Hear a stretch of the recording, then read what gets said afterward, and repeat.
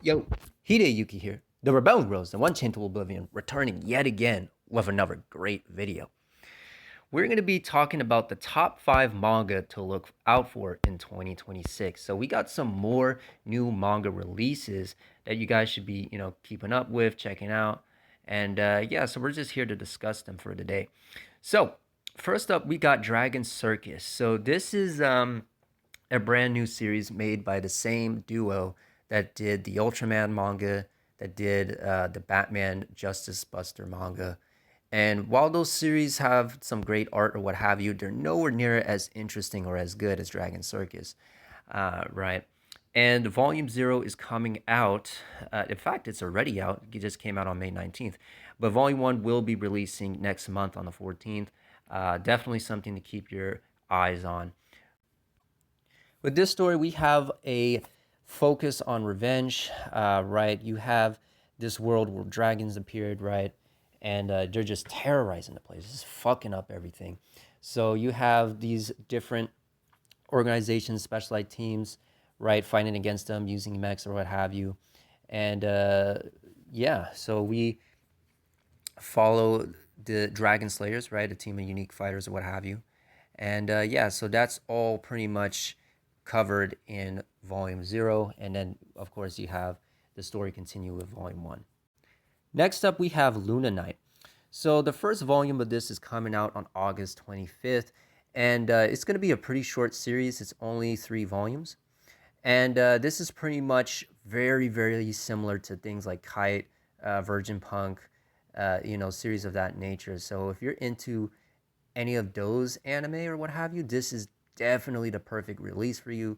Our main character here, she runs this flower shop with her sister, and her sister ends up getting killed, uh, and now it's up to her to kind of fight back. So this is pretty much a Girls with Guns series, and if that's your thing, then this has definitely got you. The artwork is superb in here, and yeah, just an excellent short story. Nothing too crazy, but still of greatness. Next up on the list, we have Eko Eko Azarak Reborn. So this is shockingly a remake of a classic manga of the same name that came out in the 70s. So this came out in the original Shonen Champion magazine. And this is pretty much a retelling of that story. You have this witch that gets summoned, and then, you have the story just take place with the summoner and the witch just journeying together through hell, right?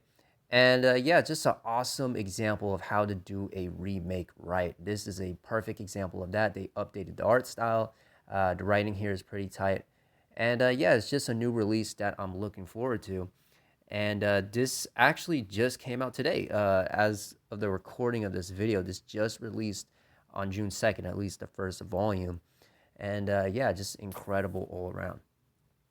Next up on the list, we have Toxic Super Beast, Volume 3. So this is going to come out on the 9th of this month. And yeah, this is a kaiju manga that I can actually take seriously. And I couldn't believe it because the last good kaiju manga we had was High Kaiju, right? That's the last one we have. And sadly, that doesn't have an English print, it's digital only. Um, but all the other garbage kaiju series like Kaiju number 8 and what have you, I mean, they're just absolutely terrible and they can't be taken seriously. But Toxic Super Beast says, fuck that. We're going to bring greatness to the table. We're going to actually do something with this. This is not like that one series that Kent did, that Gaia team of garbage. This is not any of those things. So you have these crazy toxic kaiju monsters, right? And you're just thrown into it, right? You have our main character, our main protagonist. He's a fucking nerd. Just helping out the organization, doing whatever he can to evacuate citizens, keep the peace, or what have you, and find the best way to effectively deal with these giant beasts, right? And then he comes in contact with, one of their soldiers on the front lines, that has abilities similar to the Toxic Super Beast, so she can eventually transform into one of them later. And the two of them eventually team up, and they're working together to take these things down. So Yeah, this is very, very refreshing. The art style here is beautiful, man. This is exactly what I'm looking for when it comes to the artwork. And yeah, just incredible to have this in print coming soon. Last but not least, we have Villain Actor.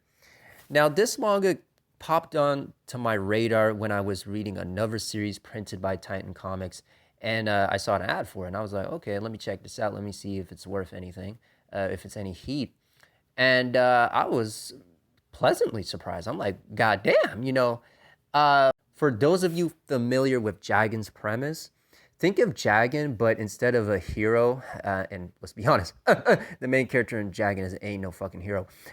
He's a villain. But again, he's not your typical villain, right? He's still trying to figure out, navigate, what have you. He's pretty much a retired cop.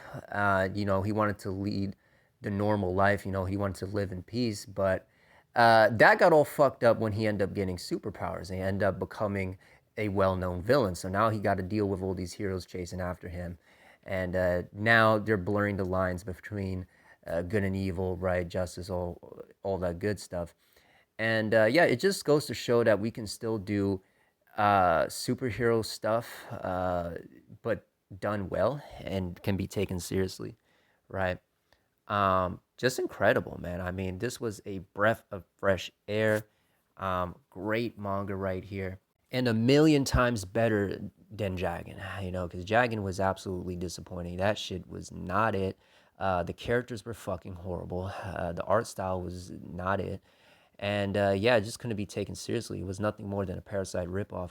But that's neither here nor there. Villain Actor, on the other hand, was a much better experience. And yeah, we're just getting a new volume soon, right? Coming out on September 15th. We got volume 3 coming up. So yeah, I would check that out. But yeah, with that being said, that concludes the list. Man, oh man, we got tons of great manga coming out. I could have made this easily a top 10 or 20 even, because there's just that many good manga coming out.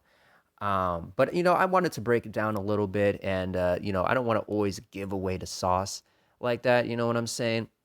I want you guys to kind of get a little sneak peek, a little preview here and there, and just kind of judge for yourself, explore on your own, do your own research, and expand. And yeah, man, just put people on the right path, and get them to pursue manga even deeper if they really care about it. Because again, like with any fandom that you claim you care about or love, dig deeper, really research, really go deep into it.